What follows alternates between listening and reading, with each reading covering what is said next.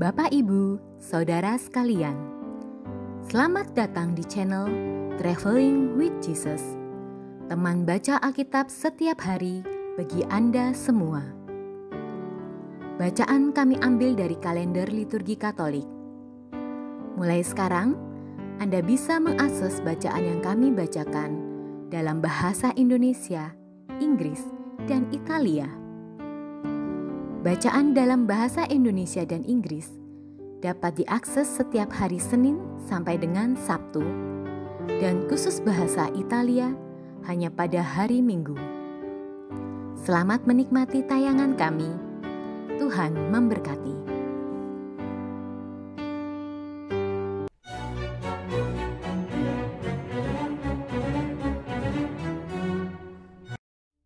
Sahabat We Read Traveling with Jesus, selamat hari Minggu. Jumpa lagi dengan kami. Hari ini Romo Dinong akan menutup tayangan ini dengan renungan. Selamat mendengarkan.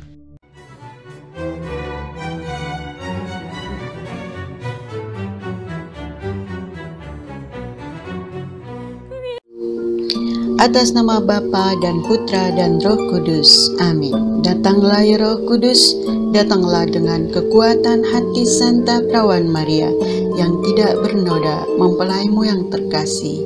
Datang dan penuhilah hidup kami dengan karunia-karuniamu. Amin.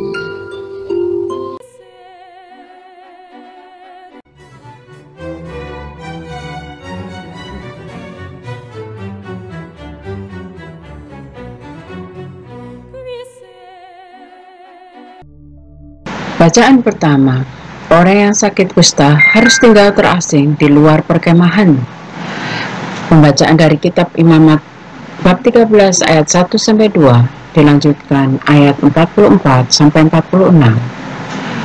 Tuhan Allah berfirman kepada Musa dan Harun, apabila pada kulit badan seseorang ada bengkak atau bintil-bintil atau panon yang mungkin menjadi penyakit kusta pada kulitnya, ia harus dibawa kepada Imam Harun atau kepada salah seorang dari antara anak-anaknya yang adalah imam.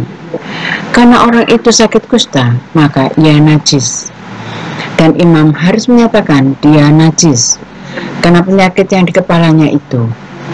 Orang yang sakit kusta harus berpakaian yang cabik-cabik dan rambutnya terurai. Ia harus menutupi mukanya sambil berseru, najis, najis. Selama ia kena penyakit itu, ia tetap najis. Memang ia najis, ia harus tinggal terasing. Di luar perkemahannya lah tempat kediamannya. Demikianlah sabda Tuhan.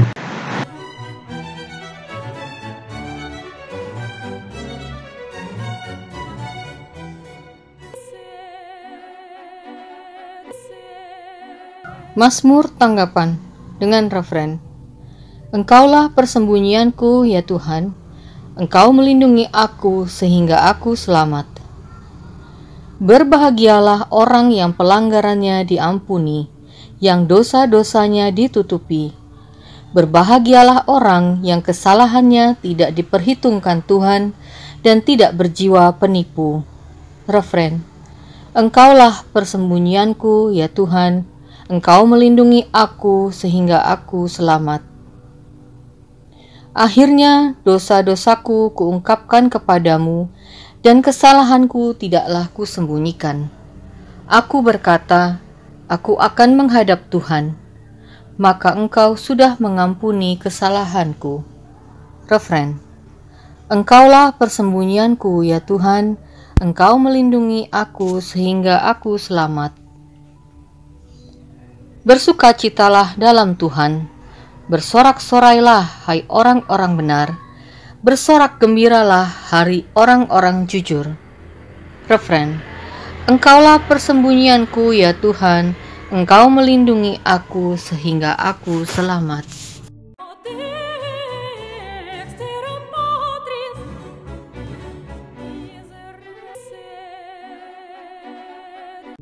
Bacaan kedua. Jadilah pengikutku sama seperti aku juga menjadi pengikut Kristus. Pembacaan dari surat pertama Rasul Paulus kepada jemaat di Korintus. Saudara-saudara, jika engkau makan atau minum, atau jika engkau melakukan sesuatu yang lain, lakukanlah semuanya itu untuk kemuliaan Allah. Janganlah kamu menimbulkan syak dalam hati orang, baik orang Yahudi atau orang Yunani maupun jemaat Allah. Sama seperti aku juga berusaha menyenangkan hati semua orang dalam segala hal, bukan untuk kepentingan diriku, tetapi untuk kepentingan orang banyak, supaya mereka beroleh selamat. Jadilah pengikutku, sama seperti aku juga menjadi pengikut Kristus. Demikianlah sabda Tuhan. Syukur kepada Allah.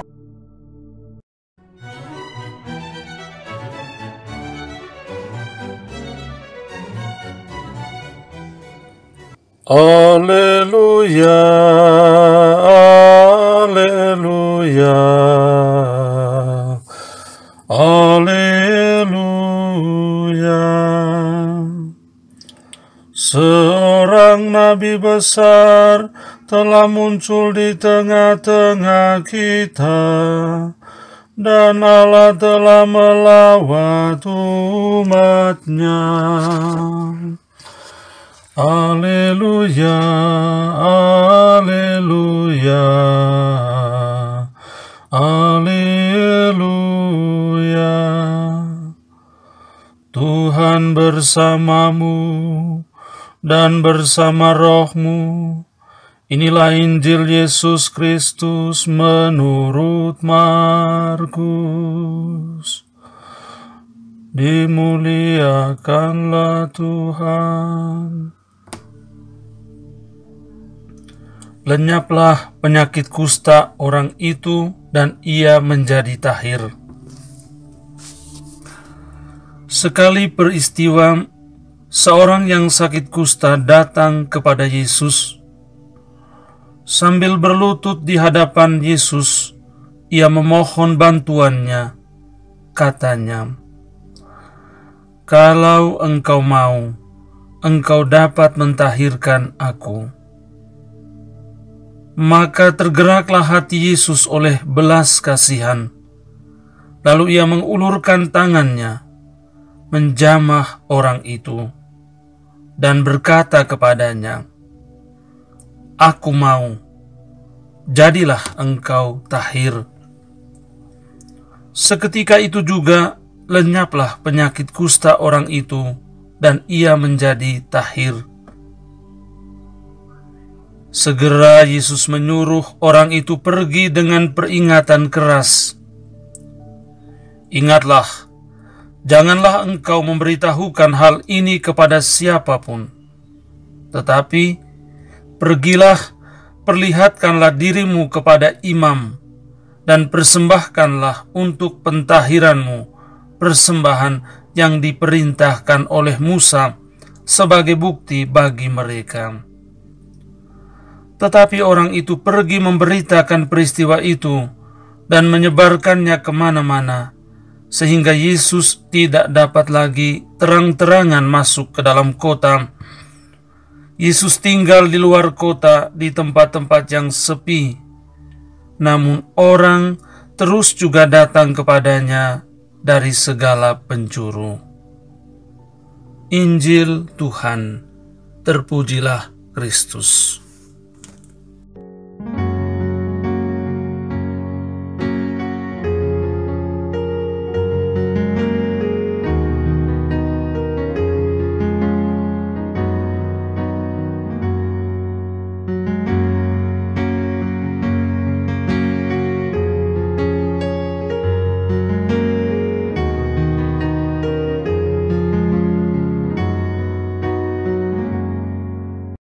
Saudara-saudari, salam dalam kasih Kristus.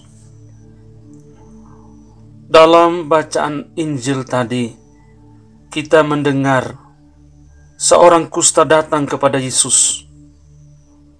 Dia cukup berani, karena biasanya orang-orang yang menderita penyakit kusta disingkirkan dari publik. Siapa saja yang menderita sakit kusta akan merasa malu dari kehidupan publik. orang yang menderita kusta dikarantina di suatu tempat, bukan di kota, bukan di desa, tetapi di suatu tempat, supaya penyakit itu tidak menular kepada publik. Hal ini sudah dianggap biasa karena memang penyakit kusta dilihat sebagai hukuman kepada penderitanya karena perbuatannya atau perbuatan atau tingkah laku dari para leluhurnya. Saudara-saudari, kita melihat betapa beraninya orang kusta itu. Dia datang kepada Yesus. Dia berlutut di hadapan Yesus. Berlutut adalah sikap paling tinggi untuk menunjukkan rasa hormat yang amat besar. Si kusta tahu sedang berhadapan dengan siapa. Sambil berlutut, dia berkata, "Kalau engkau mau, engkau dapat mentahirkan aku." Si kusta mempercayakan keinginannya untuk menjadi tahir pada kemauan Tuhan Yesus sendiri. Luar biasa. Apakah dengan permintaannya ini, si kusta hendak menyembunyikan perlakuan dan keinginan publik yang tidak mau mencari solusi untuk menyembuhkan para penderita kusta, dan mereka hanya mau menyingkirkan atau mengkarantina mereka di suatu tempat? Dengan rasa belas kasih yang besar, Yesus menyembuhkan si kusta. Ada banyak orang sakit karena kurang mendapat belas kasih dari orang lain. Ada banyak orang terluka, depresi, dan merasa terhina karena kurang adanya belas kasih dari orang lain. Pada hari ini juga, 14 Februari, kita merayakan atau memperingati Valentine Day, Hari Kasih Sayang, perayaan kasih sayang. Kasih sayang atau belas kasih harus selalu dirayakan dan dihidupkan di dalam kehidupan kita. Karena hidup tanpa kasih sayang, hidup tanpa belas kasih adalah hidup yang terluka, hidup yang penuh depresi, dan hidup yang terhina.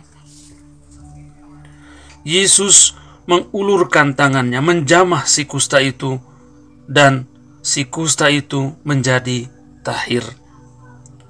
Belas kasih Yesus terulur. Demikian juga belas kasih, cinta kasih kita juga harus diulurkan dan menjamah orang-orang yang menderita, orang-orang yang membutuhkan pertolongan, orang-orang yang merindukan belas kasih dan kasih sayang. Amin.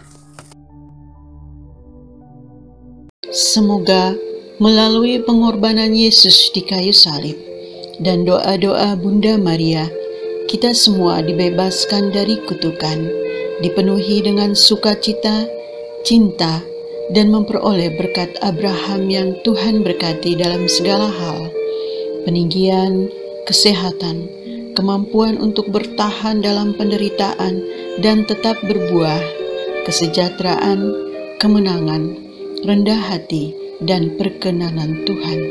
Amin. Para sahabat We Read Traveling with Jesus, marilah kita memohon berkat Tuhan untuk kita semua. Tuhan sertamu dan sertamu juga. Semoga saudara-saudari, cita-cita, rencana-rencana, pekerjaan-pekerjaan, kesehatan, dan imanmu senantiasa dibimbing, dilindungi, dan diberkati oleh Allah yang Maha Kuasa, Bapa, Putra, Roh Kudus. Amin.